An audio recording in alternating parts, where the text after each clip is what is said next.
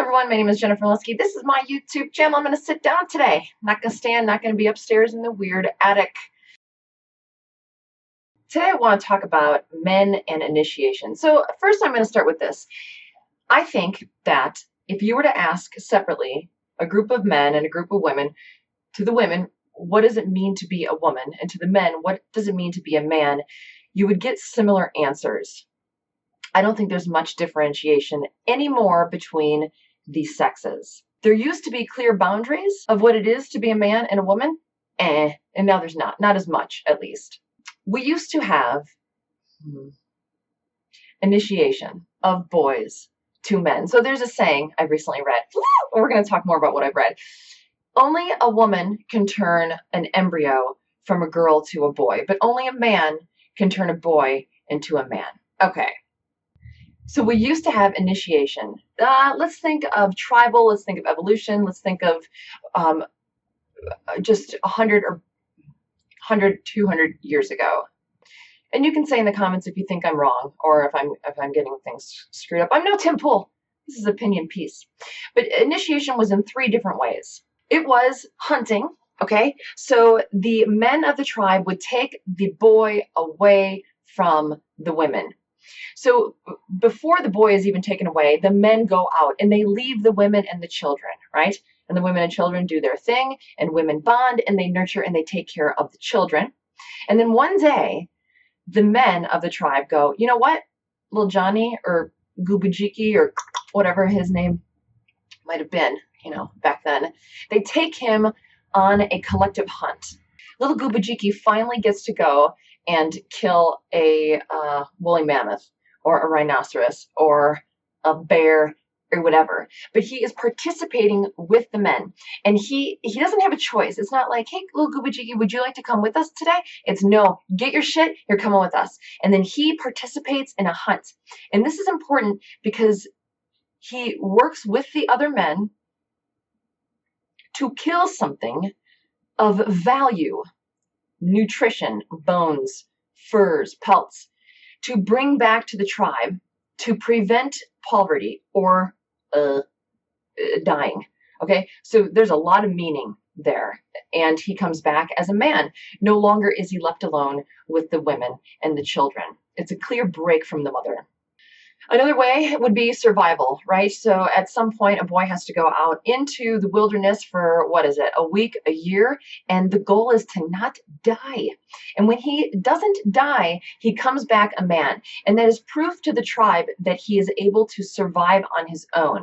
He was able to provide himself shelter, warmth, food, water, and probably learned a lot of things about what it is to be self-responsible. When he comes back to the tribe, now he has the ability to take on a mate, the responsibility to take on a mate. And then the other would just be kind of an initiation of evidence and scripture, we'll call it. I'm just winging it here. But it would be the men take the boy and they mark him in some way. He gets a tattoo, he gets a scar, he drinks blood, the community blood of the men. There's a lot of different ways of initiation and then he gets this evidence of pain and physical evidence, and he is introduced into the myths, stories, and responsibilities of what it is to be a man. Okay, so it's all clear breaks. We don't really have that anymore very much now, do we?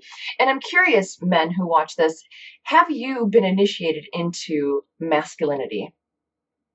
If you have, I'm really curious as to what your story is. Or have you helped initiate a boy into masculinity? Okay, that's just a side question. Now, we don't have much of that initiation anymore. And I think that it was a tried and true way to bring men to fruition. And now we just have vague shadows and attempts at it. And I think it goes in this way. Education is going to kill something, right? You're gaining tools to bring nutrition back to the tribe. You send your child out to get a degree that is a tool that will hopefully prevent poverty and increase the likelihood of survival. But like I said, it's a shadow of what hunting would do. The survival going out for a month or a year and not dying is the same as leaving the house. You go out and leave the house for a year, and then you can prove that you're responsible for taking on a mate and the responsibilities of the world. But as we all know, that doesn't happen. And a lot of times they can come back to the cave. That didn't happen then. I mean, it was more community driven. You understand there's distinct lines here between contemporary and before, but I think you understand my point, maybe. And then finally, initiation. And there's not a lot of initiation, but boys crave it. Look at scars, black eyes, skydiving, tattoos. It's all men doing these things that they know innately has some meaning behind them, but they can't quite grasp as to what it is because there's been no man to say, all right, you got this tattoo of a fucking Care Bear on your stomach? Wait, what is that on your stomach? Is that a Muppet Babies tattoo? Oh my God, Karen, you're right. This is what it means. So now you have very few men being initiated into masculinity, and you have feminism, who has demanded that they take over everything except for the home.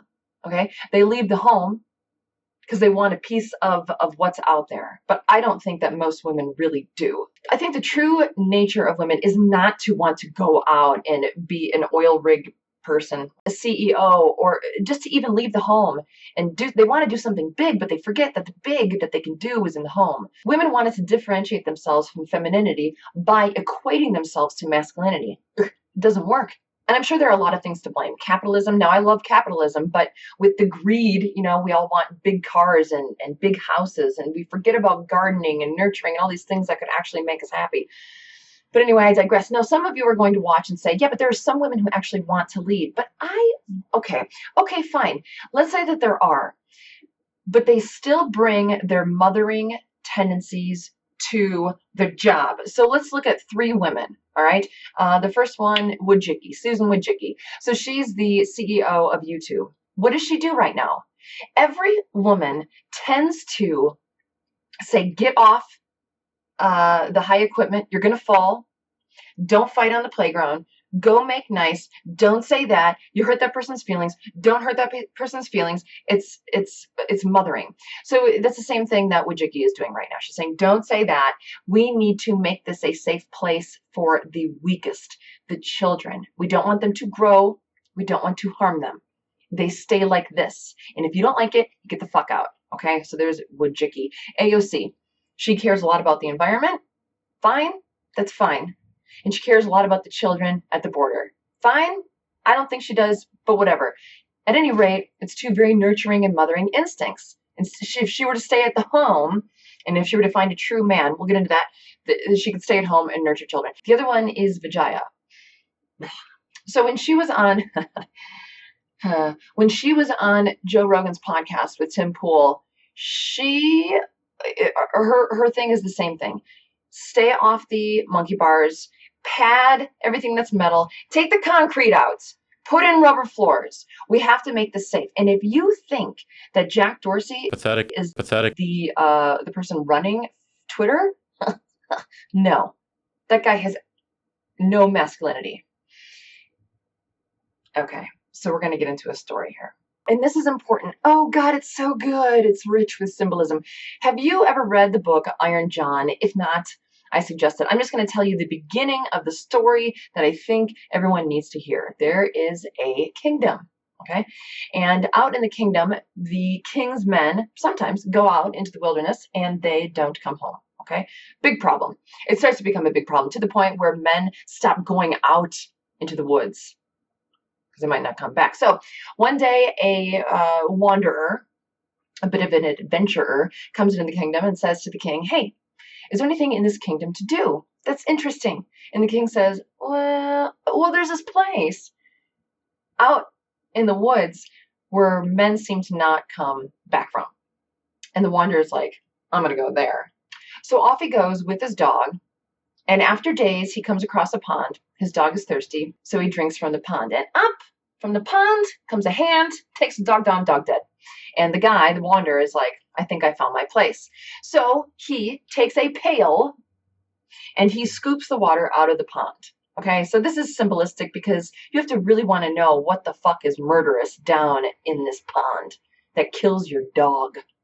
So he gets all the water out, and at the bottom he finds a big hairy man. And apparently, at least, I don't know if this is always the case, but in this story, hair symbolizes masculinity. So he's a big, wild guy. And the adventurer takes him and he takes him to the king, back to the kingdom, and the king locks him up in a cage in the courtyard, and he locks the door, and he takes the key and he gives the key to his wife, and the wife, the queen, puts the key under the pillow. Very safe. So one day, the prince, the son, obviously, of the king and the queen, is playing with a ball, gold ball, important ball, 8 years old, symbolism. So at 8 years old, the boy and the girl starts to consider that they are going to be a grown-up one day. And the childhood is leaving. And it leaves at different times for all of us, but I think 8 is a good age. So he's playing with the ball, drops it, rolls under the cage of the wild man. And he looks at the wild man and he runs away. Comes back. In the story, it says about a week, but in the story timeline, if we look at the symbolism, it's probably about 10 years. So he comes back at 18 and he says to the wild man, hey, can I get that ball back? And the wild man says, absolutely you can, but I need the key because I need to escape. And the 18-year-old is like, fuck that, and he runs away. Comes back again, a week later, 28? And he says, hey, can I get my ball back? And the wild man says the same thing. Yeah, and you can absolutely get your ball back, but I need the key to escape. And the little boy is like, listen, I don't even know what the key is. And he says, I do. It's under the queen's pillow. And the 28-year-old is like, there's no way I'm going to steal something from my mother. So he fucks off again. Again, 10 years later, 38. Now, what's happening at your life at 38? You probably have responsibilities, wife, mortgage, children, cars, Jeeps, snowmobiles, jet skis, a coke addiction. I don't know. But you are a grown-up. Okay, but you're still missing something. So he comes back and he's like, yo, can I get my ball back? And he said, yes, I've already told you. You have to steal the key from your mother under her pillow. And the boy goes back and gets the key, unlocks the door. Wild man goes out and starts to walk into the wilderness. And the boy's like, whoa, I got my ball back. And it's great and everything, but if my parents see that you're gone, they're going to know that I stole the key and they're going to kick my ass. So the wild man says, well, you better get on my back and let's go. So he goes, they leave. Now I'm going to stop the story here because I think this is so important. I'm sure we've all met men. I have. I'm sure you have. Maybe you're one of them. Maybe you're not. Okay. I don't know. Who their masculinity, their wild man side, is still under lock and key under the mother's pillow. I know 2 guys who have a tremendous amount of problems with women in particular. They seem to be desperate for a partner. Most of the men that are single are saying, I'm looking for someone. I want the right partner because I have so much to give. Remember the model of fulfillment video that I did? They have created an abundance and now they have something to give. They want to give love and they want to receive it too. But most men talk about, man, I just have love to give and I want to show my affection to someone and I want to be responsible for someone and with someone and create something. And they have this drive of masculinity. But there's 2 guys that I know that when they talk about why they want a partner, they're talking about what the woman can give to them. I would just feel so good to come home and be loved. I just want to be held. I just want someone who I know has my back. It's all about what the other person can provide them. Now, I suspect that these men still have the key of their masculinity underneath their mother's pillow. And I think, I have some MGTOW people that watch this. I think a lot of the MGTOW are pissed at men like this because they just, think they're cucked out, which they are because their masculinity is under the mom's pillow. And I think a lot of the MGTOW have been that man. Sucks either way, right? And maybe men as well who just seem to not be able to get their shit together. They can't truly be themselves. They are always wondering what their parents, particularly their mother's, going to think. They really respect women and their softness and single motherhood because it's hard, because they just have this bend the knee attitude to femininity because that's where their fucking masculinity is. It's under the pillow of their mom. But here's the other issue, I think, is what's happening in society, is that men will go and look and look and look and hope and try to find a partner. And when they finally find one, good or bad, worthy or not, they do take the key from under their mother's pillow, but then they really, really quietly put it under their wife's pillow. What? Why? You can't do that. You can't give your masculinity to a woman. Now the thing is a woman will take that. She won't give that key up lightly. If you're going to take the key back from the mom, she's going to fucking fight you because she knows it's valuable and you know it too. And if you're worth your masculinity, then you steal it. You don't say, hey mom, can I get my key back? I did a video a while back, and there's a lot of, if you ask a woman if she should have the right to vote and she says yes, then she's a feminist. Okay. You're asking for the key back from women. You have to fucking get it back. Women, you can't go, I'm a big boy. I want only voting rights. You have to give up yours. That's not how it works. Where the fuck is your key? Sorry, I'm getting mad. Where's your key? If you want the voting rights of women to be taken away, where the fuck is your masculinity right now? Is it under all the women's pillows who can vote? Is that how worthless you are? That you can't man up and at least dominate your own house? No, I'm not gonna do that. I'm not gonna take the chance because women are fucking evil. You know what? Where the fuck is your key? It's up your ass. It's under your mother's pillow. You put it under your ex-girlfriend's pillow and you got fucked. Absolutely you did. Absolutely you did. Being a man isn't saying, Mommy, can I have my key? Because I want to be a wild man. I want to be a big boy. And then Mommy's going to say, oh, yes, you go be a big boy. And you're going to go, I'm going to be the one who can vote. Really? You think that? That's how your masculinity is? You have to take away women's right to vote? And not only do you have to take it away, you have to whine about it? What a bitch. Man, some of you are bitches. Some of you are not. Some of you are true men who have stolen the key and said, nah, nah, nah. If I'm going to find a woman, I will be picky and I will be the king of our kingdom and she will be the queen. Little boys throwing tantrums about how they can't get their way from women. Whew. Okay. So I'm sure we've all met men who still have the key under their mom's pillow, and they try to find a partner. When they do, they take the key and they put it under their partner's pillow. That's the problem. They never have the responsibility of the key because it's gone like this for so long. There's no initiation. Masculinity has been tampered down by feminism, which men have kind of allowed to happen. Come on. I am rude to women all the time. I want to say one thing about the self-responsibility of men. Please allow this. Personal point of privilege. I'd like you to just consider my words, even though they're kind of a little self-responsibility for men. All right, so here's the deal. Because of this happening, girls and boys will mate. They're 40, but they're still girls and boys. And a girl will look for this in a partner. She will need and demand to be an equal decision maker in the home. That's what a girl will do. But a boy will accept that because a boy is dripping in femininity. He doesn't have his key, okay? But the reason that the girl needs this is because she won't trust him to make big decisions. And she won't trust him to make big decisions is because she knows she can smell on him that he's never actually had the opportunity to handle any big life decisions. There's always been mother or someone or mother in the background saying, okay, Gubajiki, this is what you're going to do. I think you should do this, this, this. And any of the men's or the boys' wins are shared with mom. And any of the losses, conveniently, the mom's like, well, should have done better. And the losses are his.